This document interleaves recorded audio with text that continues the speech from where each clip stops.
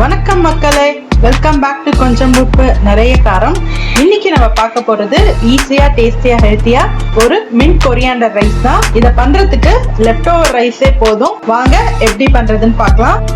தேவையான பொருட்கள் என்னென்னு பார்க்கலாம். 4 பச்சை மிளகாய், கொஞ்சம் கொத்தமல்லி, கொஞ்சம் புதினா, தேங்காய் ஒரு 2 டேபிள் ஸ்பூன் அளவுக்கு துருவன தேங்காய் இருந்தா அந்த அளவு வரும். ஒரு சின்ன துண்டு இஞ்சி. இதை வந்து நம்ம கொரன்னு அரைச்சிக்க போறோம்.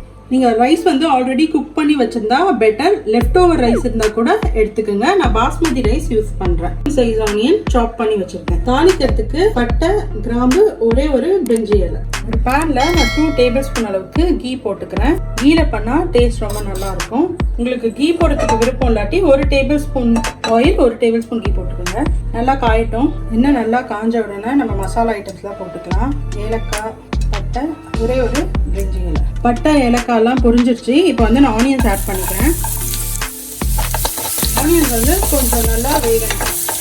ஒரு 1 or 2 மினிட்ஸ் இதை நம்ம சாட்டே பண்ணிக்கலாம்.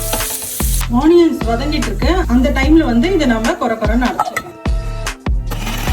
ஆனியன்ஸ் வந்து லைட்டா ப்ரௌன் ஆக ஆரம்பிச்சிருச்சு. இப்போ வந்து சால்ட் ஆட் பண்ணிக்கிறேன். நான் ஆல்ரெடி ரைஸ்ல வந்து உப்பு போட்டு தான் வேக வச்சிருக்கேன். இப்போ வந்து நம்ம கொரன்னு அரைச்சோம் இல்லையா, இந்த கன்சிஸ்டன்சில இருக்கணும். இந்த மசாலாவையும் இதில் ஆட் பண்ணிடுறேன். ஆட் பண்ணிட்டு ஒரு 1 or 2 மினிட்ஸ் நம்ம இதை ஃப்ரை பண்ணிக்கலாம். இந்த ரைஸ் வந்து சீக்கிரம் ஆயிடும். இது கிட்ஸுக்கான லஞ்ச் டைமுக்கு ஒரு நல்ல ரைஸ், ரொம்ப ஹெல்த்தியானது கூட. எல்லா கிரீன்ஸுமே இருக்கு.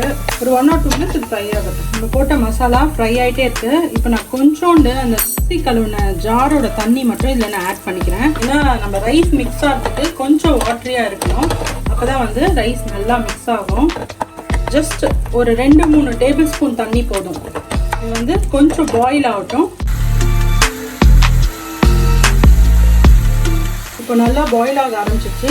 இந்த ஸ்டேஜில் வந்து நான் ரைஸ் ஆட் பண்ணிக்கிறேன். ரைஸ் ஆட் பண்ணிட்டு நல்லா மிக்ஸ் பண்ணிடலாம். இப்போ வந்து சிம் பண்ணிடலாம். வந்து ரைஸ் நல்லா மிக்ஸ் பண்ணி விட்டோம்னா, மிக்ஸ் பண்ணி விட்டுட்டு நான் வந்து இப்போ சிம்மில் வச்சிட போகிறேன். சிம்மில் வச்சுட்டு மூடி போட்டுடலாம். அப்போ தான் இந்த ஃப்ளேவர்ஸ் எல்லாம் வந்து ரைஸில் நல்லா இன்ஃப்யூஸ் ஆகும். சிம்மில் வந்து ஒரு 10 மினிட்ஸ் இருக்கட்டும். 10 மினிட்ஸ் ஆயிடுச்சு. இப்போ நம்ம ரைஸ் ஓப்பன் பண்ணி பார்த்துடலாம். நடுவில் ஒரு 5 மினிட்ஸ்க்கு முன்னாடி வந்து லைட்டாக கிளறி விட்டேன். நல்லா உதிரியாக வந்துருச்சு. சூப்பரான நம்ம கிரீன் ரைஸ் ரெடி ஆச்சு. புதினா கொத்தமல்லி ரைஸ் அருமையா டேஸ்டா ரெடி ஆயிடுச்சு.